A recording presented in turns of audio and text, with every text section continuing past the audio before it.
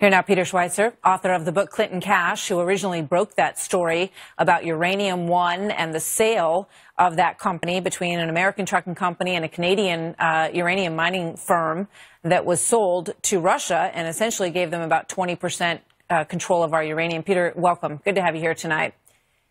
Hey, Martha. So, how do you feel personally when you hear the president talk about the fact that so many people simply don't want to talk about this part of the story? And you've faced a lot of backlash for Clinton Cash, and it's sort of revived now that this story's back in the news.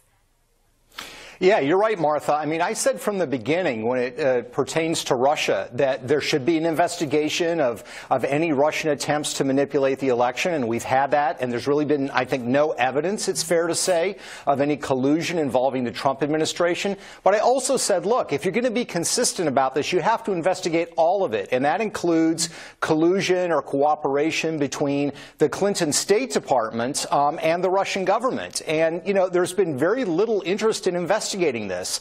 The book came out in 2015. The New York Times, to its credit, ran a 4,000-word front-page investigative piece confirming all the facts. But it's been completely radio silence as far as the mainstream media is concerned, and there's really been no movement in the government, as far as I know, to really investigate in a serious way. So, when you covered this story, and you did an exhaustive bit of work on it, you weren't aware of what the Hill just found when they did some investigating, right, that there was an ongoing FBI investigation and an informant who was tracking the connections between the Clintons, between Russia, between this uranium mining sale, and Hillary Clinton and Eric Holder were on the committee that signed off on the sale, that has to say it's okay for us to sell this resource to the Russians. Were you shocked when you read that story and saw that new connection?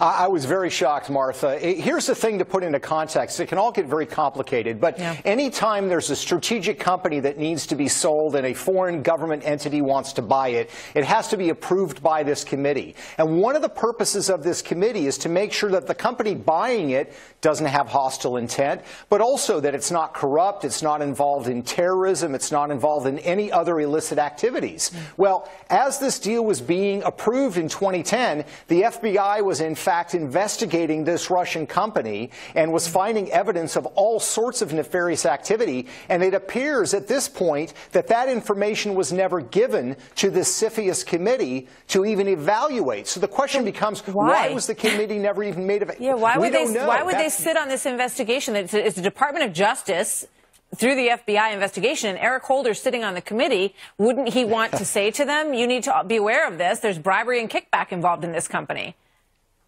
Yeah, I mean, Martha, that's a great question. And really, I think there's only two possible explanations. One is just bureaucratic incompetence. They just never raised it. Or the second possibility is something more nefarious, which is either for political reasons or commercial reasons, they did not want this deal stopped. But either explanation, I think, is terrible. And that's why Senator Grassley's call for an investigation, a congressional investigation, I think is vital and necessary, but we also need an investigation by a grand jury or somebody that has subpoena powers that can really get to the bottom of this story. Peter Schweizer, as always, thank you. Good to see you tonight, Peter. Thanks, Martha. So coming up,